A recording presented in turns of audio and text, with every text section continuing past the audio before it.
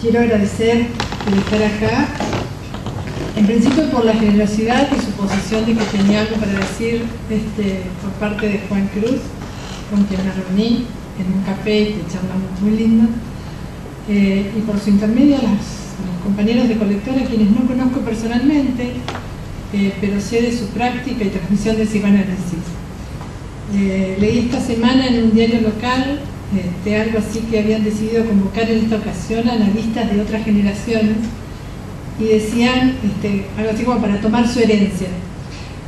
Bueno, no sé si estaré a la altura de ello, pero sí, como tuve oportunidad de decir hace un poco tiempo, las jornadas de la Mazota, en donde había un auditorio joven de practicantes del psicoanálisis, que estoy convencida que es tiempo de hacer posta para que sean ustedes los que tomen e investiguen algunos desarrollos que en ciertos aspectos son incipientes.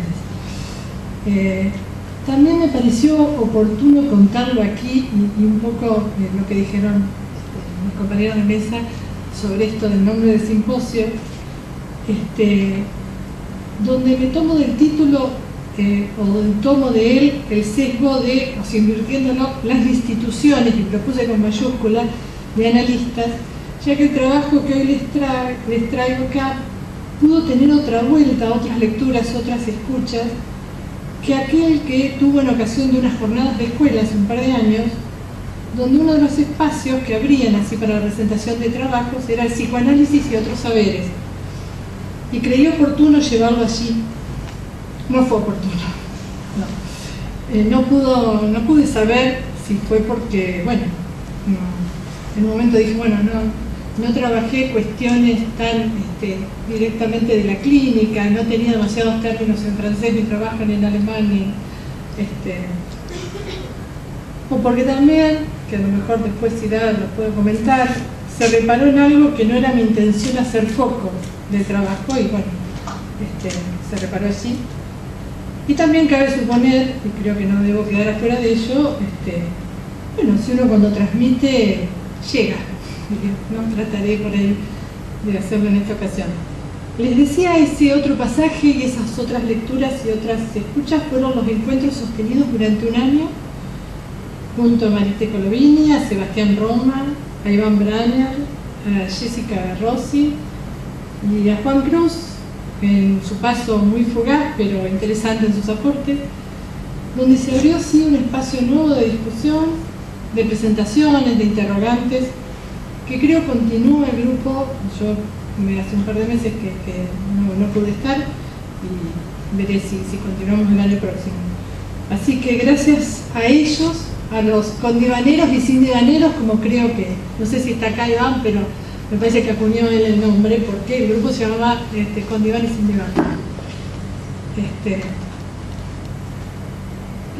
Bueno, cuando pensaba, tomándome del trabajo, pero a su vez hacer algunos aportes, me encontré con yo suelo guardar por ahí artículos de diarios, y estos estaban en lo que es mi caja de, no sé, apuntes o trabajos o fotocopias, que tengan que ver con psicoanálisis. Y estaba esto que era un reportaje a un pianista.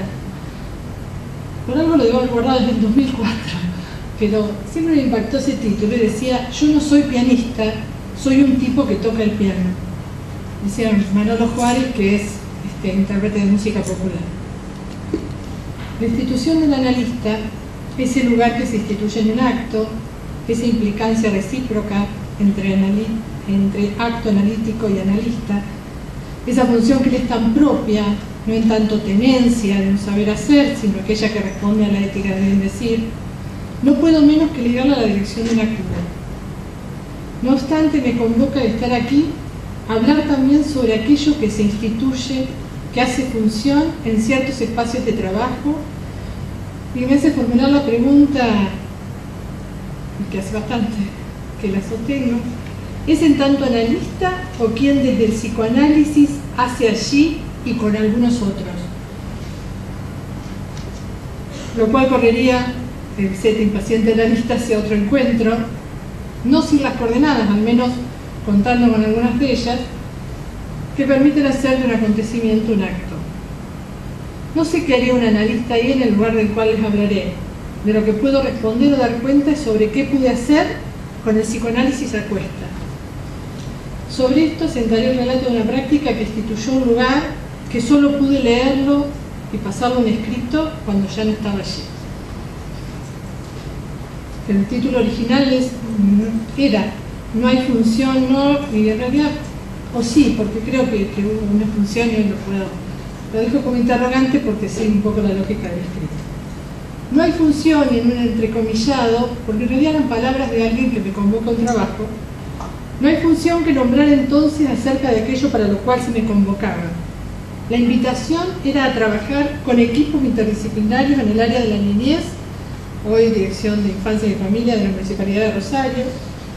Quien me realiza la propuesta referenciaba querer un lugar de supervisión existente hasta ese momento, llevado a cabo por una psicóloga, haciéndome saber que le interesaba que en esta oportunidad también pudiera ser al modo de coordinación.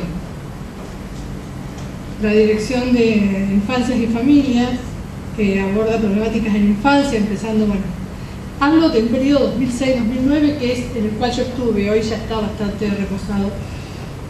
Situación de calle, en un principio era lo que se tomaba, luego se incorporaron para su abordaje aquellas otras surgidas de situaciones de extrema vulnerabilidad social, económica y subjetiva en niños y adolescentes, donde para su intervención confluyen disciplinas diversas, siendo el eje de la misma promover la articulación con otros, ¿no? Con otros dispositivos de salud, dispositivos educativos, instituciones varias, con quienes se hace necesario afrontar lo que de infancia desamparada se marca en cada niño, en cada familia, en cada zona de nuestra ciudad.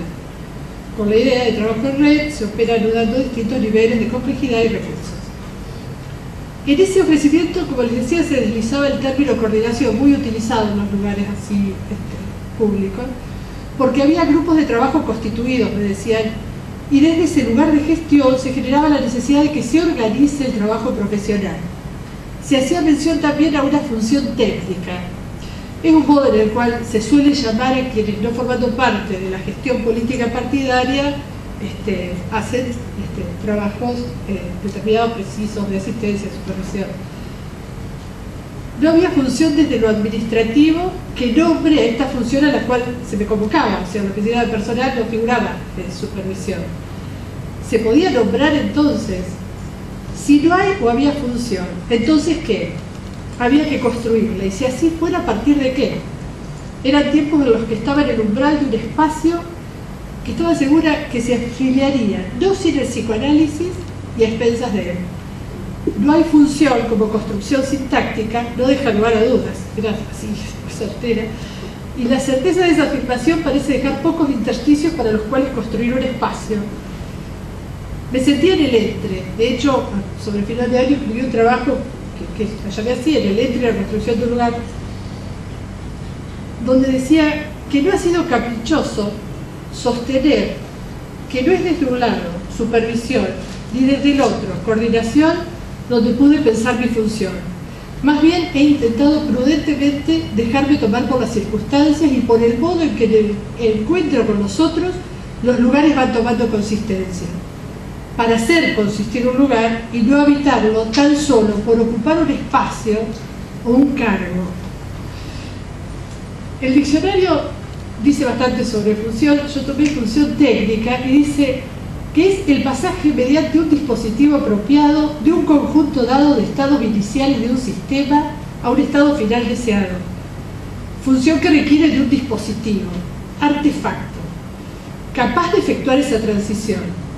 Para el concepto, sigue diciendo el diccionario, de función técnica, no importa la manera detallada en que se logra esa transición, sino la transición misma. Con la distancia necesaria de esa analogía me serviré para representar algo de aquellos tiempos en los que yo sentía que me encontraba con el artefacto pero sin función. Me inquietó la idea de tomar el psicoanálisis como artefacto, como ese dispositivo del cual me iba a servir para esa función.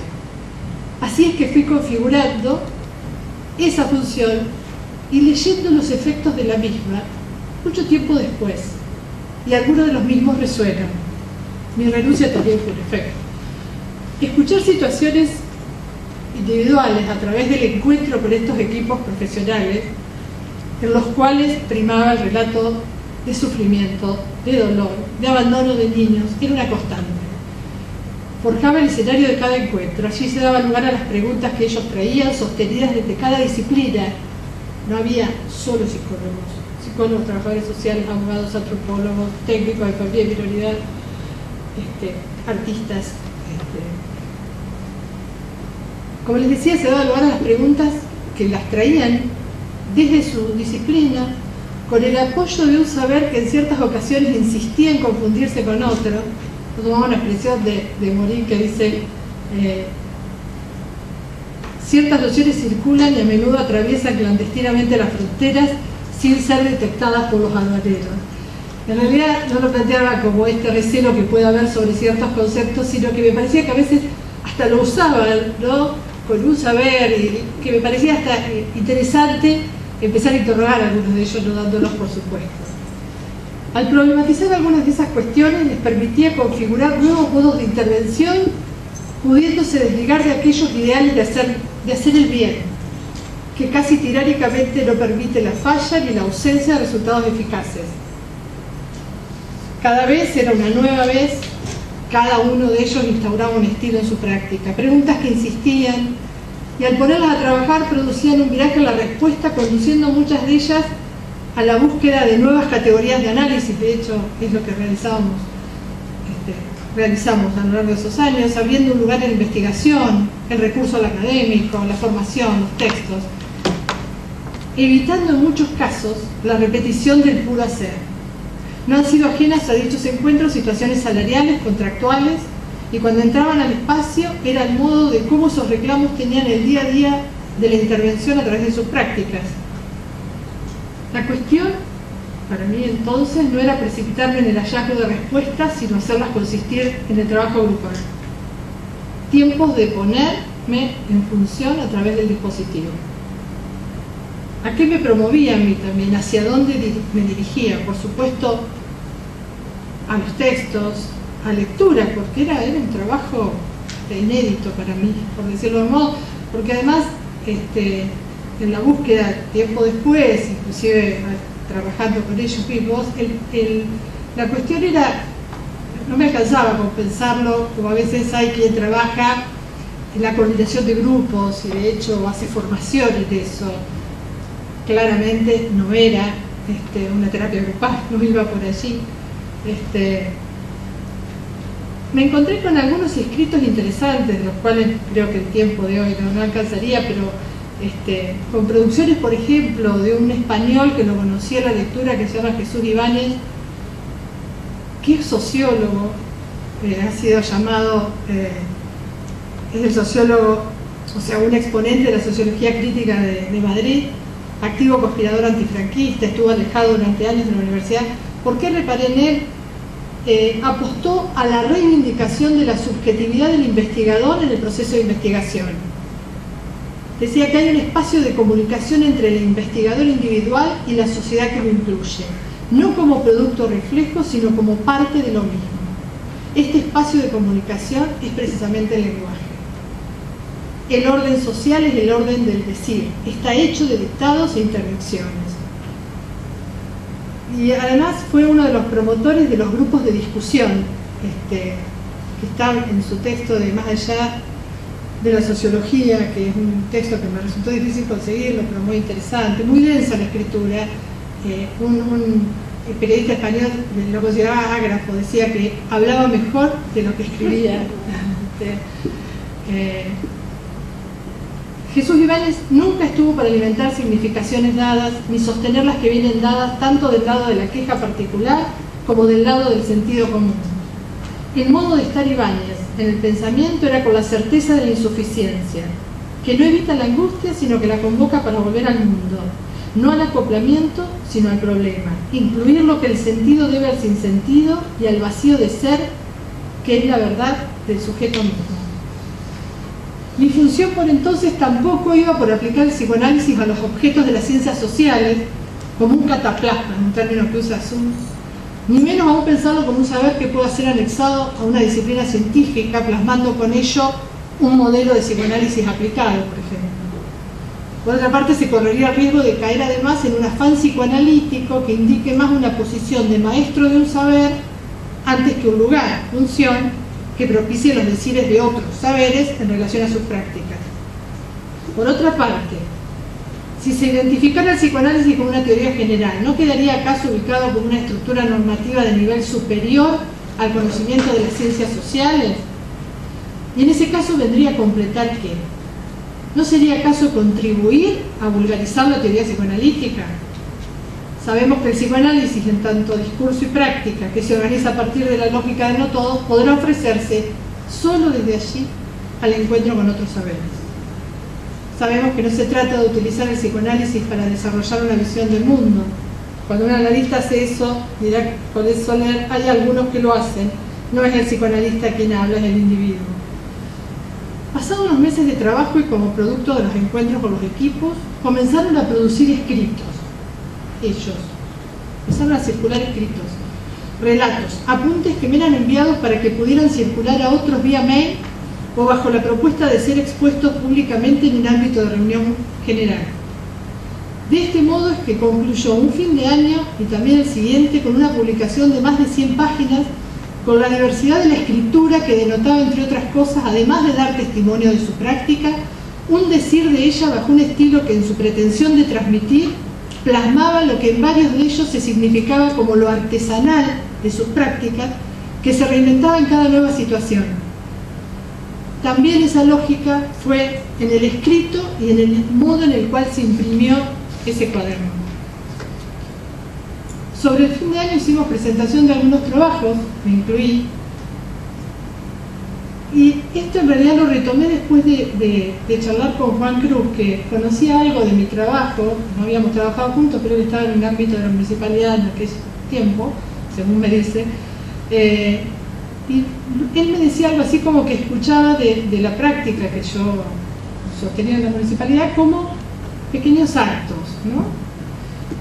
Podríamos pensar, bueno, una definición de acto en esto, pero en todo caso después se da. Pero recordé que yo había escrito algo que había llamado sobre el acto, escribir, donde justamente concluía ese año con todos esos escritos dando vueltas, ¿no? Tomé palabras de algunos escritores, entre ellos de Juan José Miliás, que la publicó en noviembre del 2000. Te digo la fecha porque tiene que ver justamente, ¿no?, con lo que ocurrió cercano. Y él le llamó Escribir. Dice así, 13:15 hora, ¿no?, entre comillas. Todos los tripulantes de los compartimientos sexto, séptimo y octavo pasaron al noveno. Hay 23 personas aquí. Tomamos esta decisión como consecuencia del accidente. Ninguno de nosotros puede subir a la superficie. Escribo a ciegas. Estas palabras fueron escritas por un oficial del Kursk, que es el submarino nuclear de la Armada de Rusia, que, bueno, se hundió en el mar el 12 de agosto del 2000. Esto fue escrito en un pedazo de papel. Dice Miliás, tiene la turbadura exactitud que pedimos a un texto literario. El autor está rodeado de bocas que exhalan un pánico que ni siquiera nombra. Él mismo debe de encontrarse al borde de la desesperación, pero no tiene tiempo ni papel para recrearse en la suerte. Ha de hacer una selección rigurosa de los materiales narrativos. En situaciones extremas, le hago algunos recortes, sigue Miliás, la literatura sale a presión, como por la grieta de una tubería reventada. El documento del oficial es bueno porque es necesario. Ante la pregunta, este texto fue escrito en un billete y apareció después en el bolsillo justamente de un cadáver. ¿Para qué sirve la literatura? Sirve para contarlo. Todos aquellos que aspiran a escribir deberían recitar el texto de Kursk. Estar poseído por la necesidad de contarlo, aunque las posibilidades de que alguien lo lea sean muy escasas. Esto en el escribo a ciegas. ¿Por qué tomé este texto tan tremendo? Porque las situaciones que yo escuchaba eran de espanto. De espanto al escucharlas y cómo los encontraban los equipos viéndoselas con estas situaciones. La escritura para ellos fue una salida. este es uno de los efectos que me viene a mí, diríamos, dicho así, sin vueltas, ¿no? Poder escribir sobre estas situaciones de su cotidiano. La producción escrita como efecto de los encuentros también me hizo pensar en el trabajo del cártel.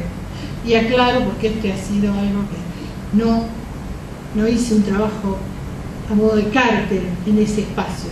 Me hizo pensar, al leer sobre cártel, Lacan dice, empleé la palabra cártel, pero realmente es la palabra cardo que está detrás, es decir, gozne, bisagra. El cártel introduce un corte en la consistencia grupal, promoviendo la producción singular, no sin los otros, sosteniendo sus diferencias. También significa bisagra, que evoca la articulación de dos piezas móviles. En español alude a un escrito que se hacía público en el que alguien desafiaba a otra persona para reunir con ella. ¿No es acaso lo que un poco, decía Lacan, ¿no? Vayan, júntense varios, péguense unos a otros el tiempo que haga falta para hacer algo y disuélvanse después para hacer otra cosa? Esto me posibilitó pensar acerca de por qué algunas cuestiones se entramaron de modo tal que lo espinoso del trabajo de cada quien pudo, vía la producción escrita, plasmar una autorización de su práctica. Servirme de él, de ese artefacto, me sigue convocando hoy, ya lejos de ese espacio, más bien desde una posición de anhelo, a que ojalá sea desde el psicoanálisis donde se siga llegando a algunos sitios donde nuestra práctica es posible. Al sostener esto no puedo menos que recordar el momento en el cual me estaba retirando y renunciando a un lugar de trabajo en el que practicábamos una clínica particular y propiciatoria, creo yo, para seguir aportando al desarrollo del psicoanálisis, vinculada a menores en conflicto con la ley penal. En ese mismo momento se colaba por la puerta grande un discurso en el cual abundaban términos tales como técnicas comportamentales, aplicación del régimen convivencial, acompañantes tutores, en repudio de otros como demanda, clínica, tratamiento, psicoanálisis. Si reescribiera mi trabajo de entonces, más que en el entre, recurriría a otra preposición que dice acerca de una transición en el espacio y en el tiempo, y pondría por título desde el psicoanálisis. Para terminar, voy a cerrar también con Manolo Juárez, quien celebra él a través de la bossa nova lo que es la creación de un nuevo género musical, dice, aludiendo un poco a su historia, partiendo del samba tradicional, dice, y de animarse a crear, saliéndose de moldes. Y dice, celebro a aquellos creadores que rompieron moldes y aclara, no quiero que se entienda que descreo del saber o que haga una apología del desconocimiento, pero el desprejuicio y a veces la ignorancia abre puertas. Vamos.